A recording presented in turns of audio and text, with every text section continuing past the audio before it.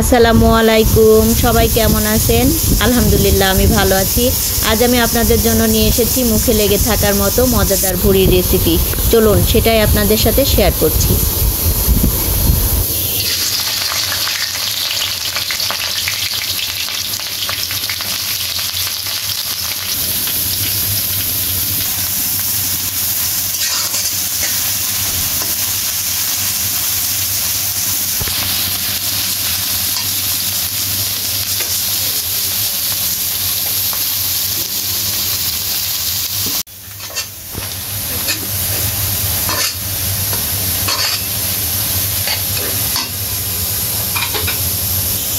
পেঁয়াজটা ভাজা হয়ে গেলে দিয়ে দিলাম পানি। এবার আমি এখানে দিয়ে দিচ্ছি এলাচের গুঁড়া, দারচিনি গুঁড়া, তেজপাতা, লবঙ্গ গুঁড়া, গোলমরিচ গুঁড়া, তারপরে হচ্ছে শুকনো মরিচের গুঁড়া এবং ধনিয়া গুঁড়া।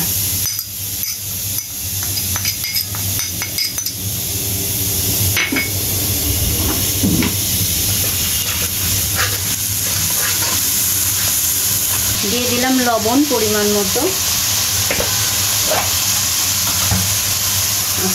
জিরা বাটা, আদা বাটা, রসুন বাটা।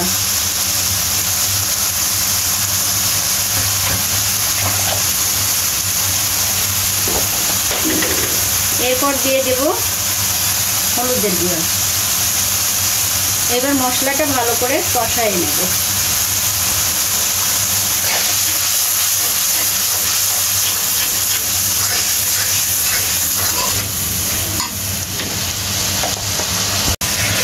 মশলাটা এরকম ভাজা ভাজা হয়ে গেলে আমি দিয়ে দেব ভুড়ি। ভুড়িটা আমি প্রেসার কুকারে 8-10টা সিটি দিয়ে নিয়েছি।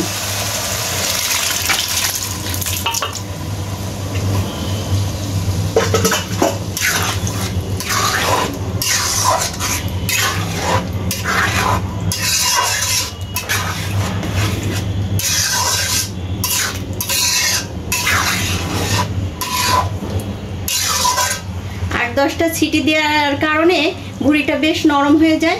পরে কষায় রান্না করলে অল্প সময়ের মধ্যে রান্নাটা হয়ে যায়।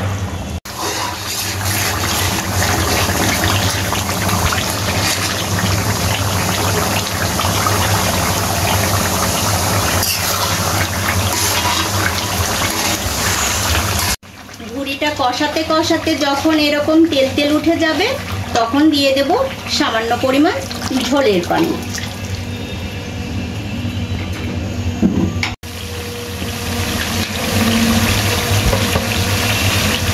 ভুড়িটা আমার রান্না হয়ে গেল। এবার দিয়ে দিচ্ছি সামান্য পরিমাণ ভাজনা গুঁড়া, দিয়ে নামিয়ে নেব। যারা ভুড়িতে আলু খেতে পছন্দ করেন তারা আলু দিবেন। আমি আলু খেতে পছন্দ করি না, তাই আমি ভুড়িতে আলু দিই না।